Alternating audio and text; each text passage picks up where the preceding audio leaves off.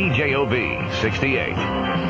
Good afternoon. We are past the halfway point in June, which means for some of us who haven't really thought about summer yet, it's probably the weather's fault. But summer vacation is coming up, and especially if you have kids, you need to be prepared. What are we going to do for the summer with the children? A lot of people like to do some vacationing, even if you don't have kids. And the trend, they say this year, is to stay closer to home. Thus coined the new word, staycation.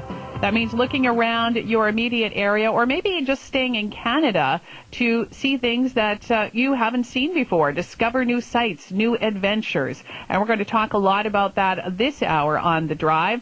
And my first guest is someone who is really taking this to heart by staying in Canada and exploring Canada. And I'd like to welcome Norman Shafer to the show. Hi, Norman. Hello. Welcome. Good to be with you. All right, so you are taking this seriously about not traveling abroad, not going down to the U.S., but you really want to discover Canada on your vacation, and you're doing it with some company. So tell us about that. Well, I'm with my 6 kids, and we packed up our motorhome about 2.5 weeks ago, the end of May, and we started out on a trip across Canada to try to explore and find out the best corners of the country. Now, Norman, we first have to talk about what the heck you were thinking vacationing with 6 kids in a motorhome. Why? Well, we love to travel, and we've been all sorts of places around the world and haven't seen Canada, and so we figured this is probably about the only way to do it. And yes, it does have its challenges from time to time, but we're having a wonderful time and have found some real gems in this country. And, Norman, I just want to focus a bit about traveling with the children because, often kids when I was a child or in, previous generations, when you went on the family vacation, it was quite common where people would, drive across the country. The kids would sit in the back of the car. There would be no entertainment available, and they would have to just sit there and look out the window or play car bingo or things like that. And you don't really hear about families choosing that kind of vacation a lot anymore. It's usually flights. So this is something that's almost unusual. Well, I guess it is, and even for us, it is a bit unusual because normally we'll fly when we travel places, but there's so many different types of travel that one can do and just enjoy time with the family. And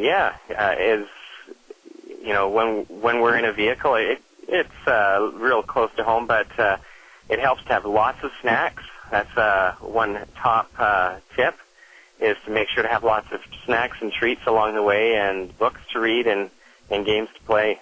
Okay, and what about electronics? Is that helpful at all?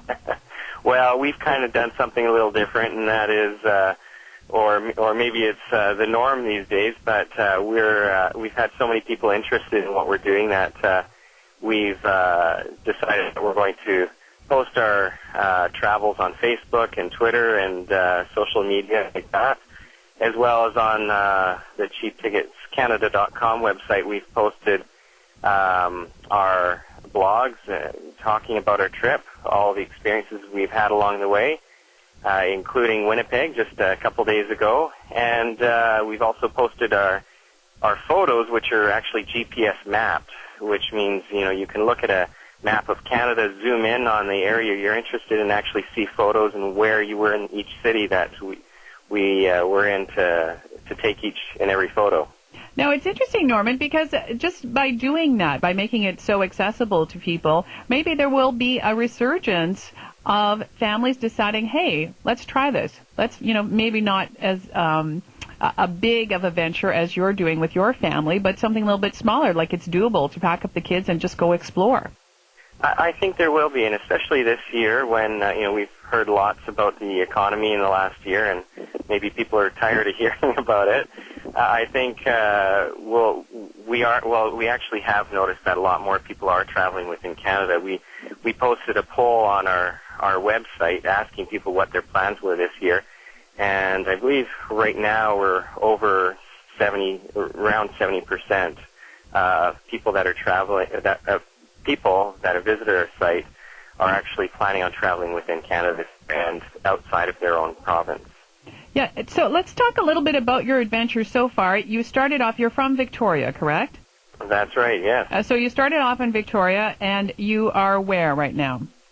Right now we're in the Upper Canada Village just outside of Cornwall, Ontario, which is a heritage village from the 1800s. So you've actually covered a lot of ground in a very short amount of time, in 2.5 weeks.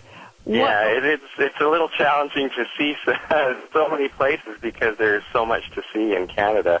But we're trying to get a little snapshot and a little flavor for each place within our country. Now, how have you chosen where you're going to stop? Is it by consensus, or did Mom and Dad decide, or what went into that decision-making? Well, at first we kind of started doing a bit of research, and as we found that it was getting a bit of a challenge to decide on where to go, we asked people on our website from all over Canada what places we should stop at and visit. And we had overwhelming responses of places people were suggesting to visit. And the greatest part of it was that people were suggesting places in their own backyard, in their own communities and their own provinces. So, people from Manitoba could suggest to people in British Columbia places to visit in their province. And with all these ideas, we were able to look through people's ideas and come up with some places that kind of matched our route to some extent. We have deviated a little bit. For example, today we're in Cornwall, Ontario, which is about an hour outside of our initially planned route. But it's been an amazing experience to go back into the 1800s, into old Canada, and see how people used to live and off the farms, and to see a flour mill that still produces tons of flour every year just off of water power. I'm going to put you on the spot a bit, Norman. I want you to share with me some of the highlights. What are your top 3 so far? Can you share that? Oh, well, it is so hard to say. We have to say, when we were in Winnipeg, we were absolutely amazed by the friendliness and of the people there. We enjoyed the Canadian Mint as we were in Winnipeg.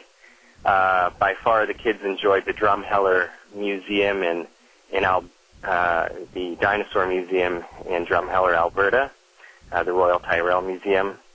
But yesterday we were at the CN Tower in Toronto, and the kids enjoyed that as well. So it's been quite a mix. My wife today was saying definitely the Upper Canada Village here in southern Ontario is by far her